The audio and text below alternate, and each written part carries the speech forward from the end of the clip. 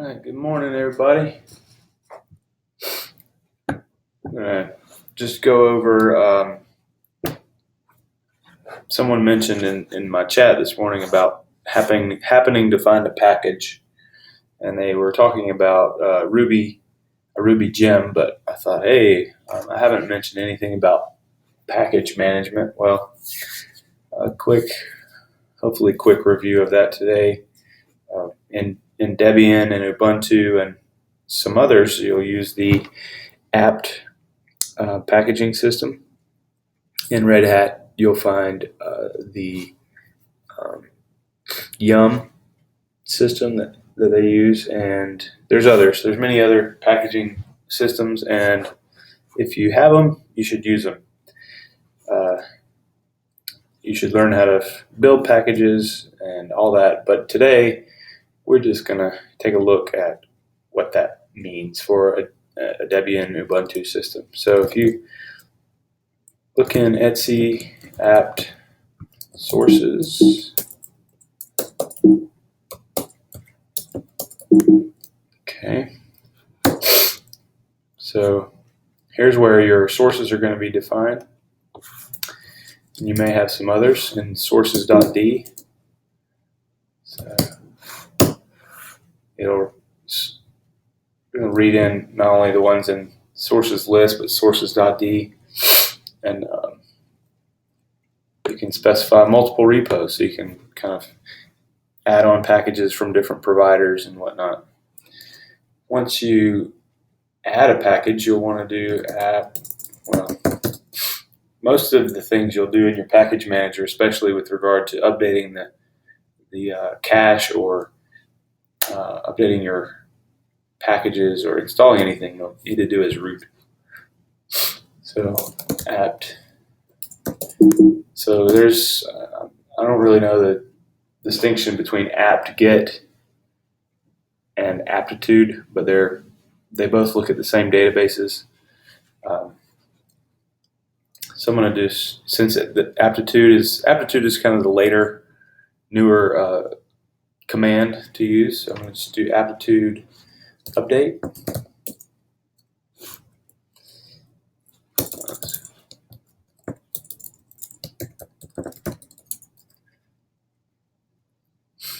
And it's going to go out and look in all of those repositories and get the latest available package names.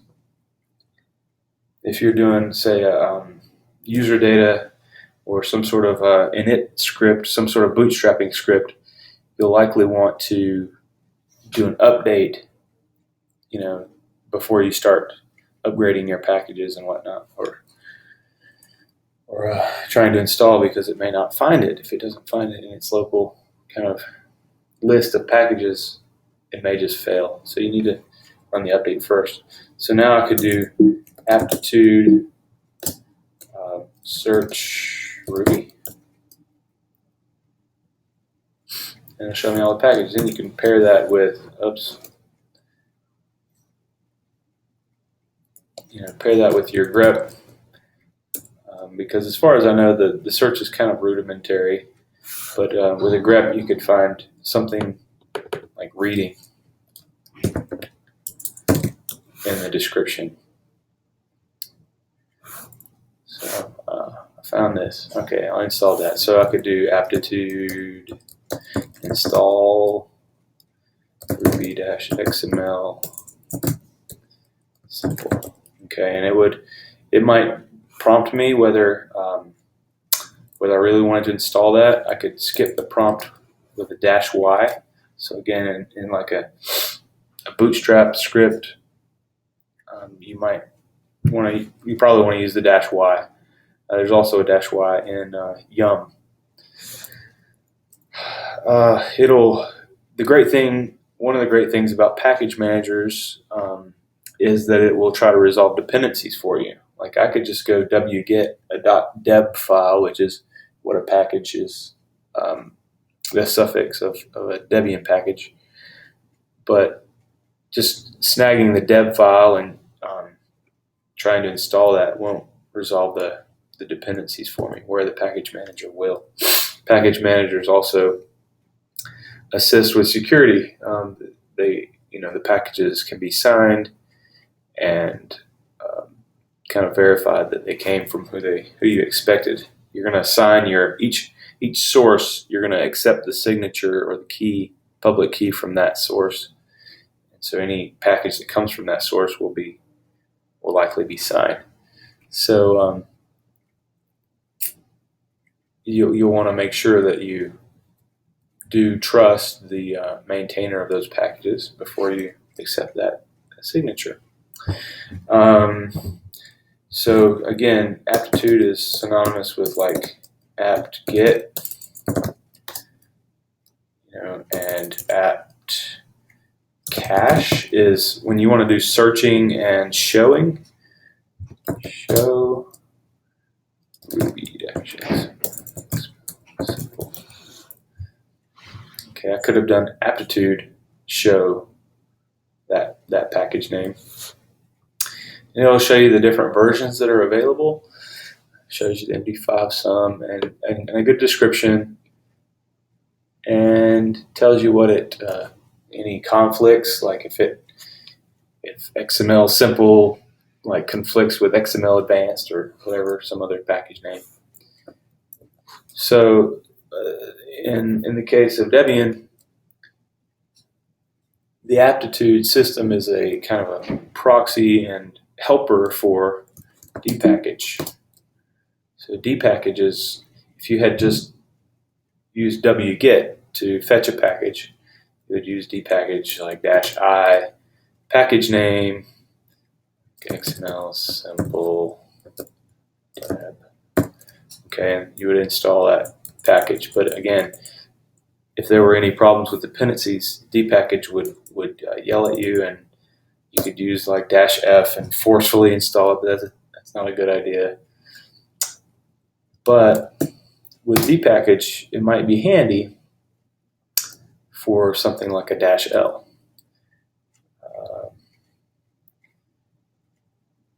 Let's see, PHP.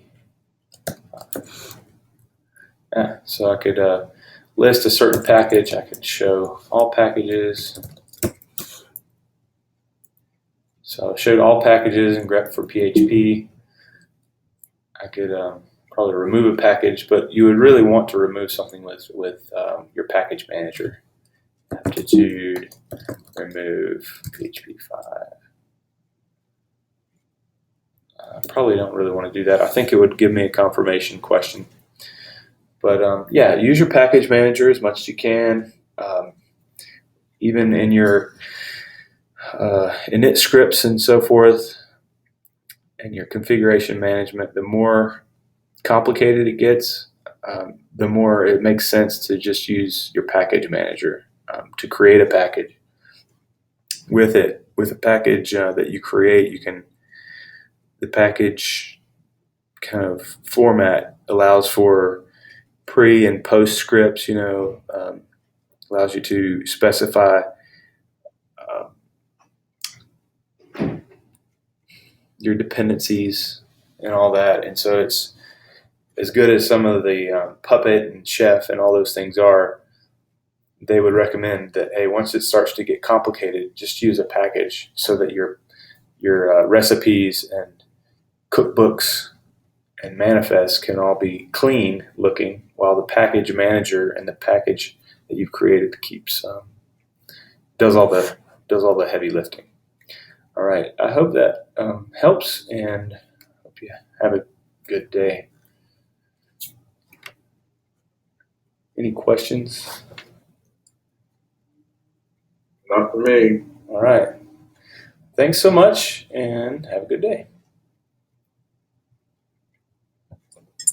Awesome. Thanks, Brian.